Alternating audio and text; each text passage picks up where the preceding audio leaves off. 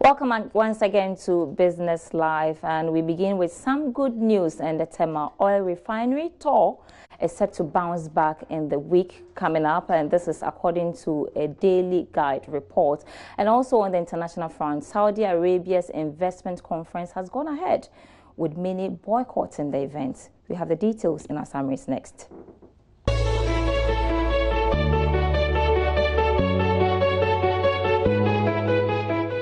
Governor of the Central Bank, Dr. Ernest Addison, has indicated that the global policy tightening cycle could cause significant challenges for Ghana after the nation cut its key lending rate to a 4-year low.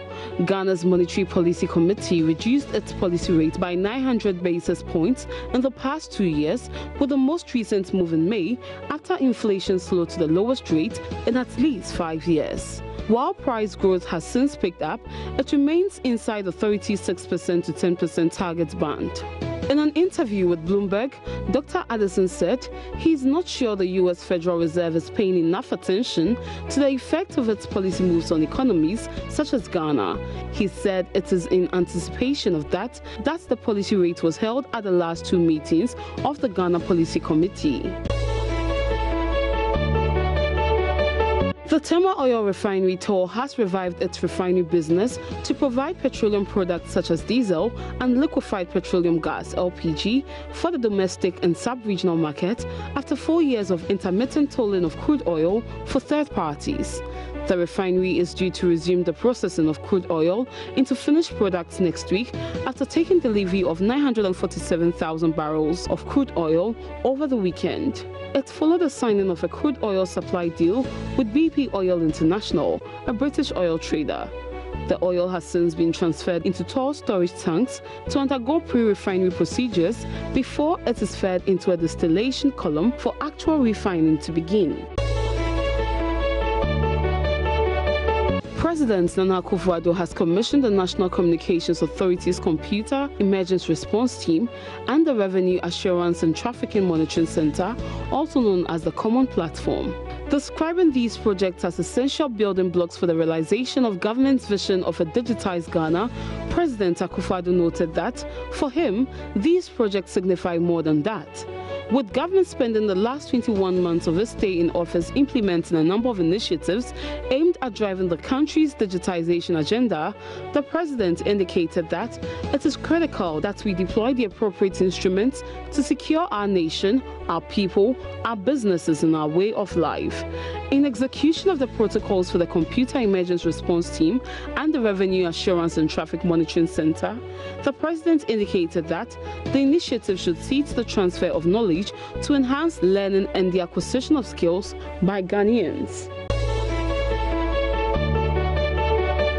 Chinese President Xi Jinping has officially opened the world's longest sea crossing bridge 9 years after construction first began. Including its access roads, the bridge spans 55 kilometers and connects Hong Kong to Macau and the mainland Chinese city of Zhuhai. The bridge cost about $20 billion and should have opened in 2016. Construction has been dogged by safety issues as at least 18 workers have died on the project, officials say. The bridge, surrounding link roads and artificial islands, cost a staggering $20 billion to build. The main bridge alone cost $6.92 billion. Designed to withstand earthquakes and typhoons, it was built using 400,000 tons of steel, enough to build 60 Eiffel Towers. Chinese officials say it will generate up to 10 trillion yuan for the economy, but one Hong Kong lawmaker casts doubt on that figure. According to an estimate by BBC Chinese, the bridge will only earn around $86 million in tolls per year. In fact, the bridge's maintenance cost would already take away a third of this income. Critics have called the bridge a big white elephant that guarantees no economic return. Others have said its main purpose is symbolic, ensuring Hong Kong is physically connected to the mainland. Davos in the Desert Conference begins amid boycotts. Saudi Arabia's investment conference has gone ahead with many boycotts in the event. The Future Investment Initiative was due to feature 150 high-profile speakers from 140 firms, but some 40 participants have pulled out amid allegations the country was behind Saudi journalist Jamal Khashoggi's killing.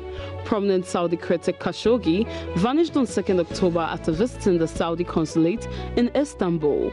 Turkish authorities allege he was killed in the building by Saudi agents on Monday. Saudi Arabia blamed Khashoggi's death on a rogue operation.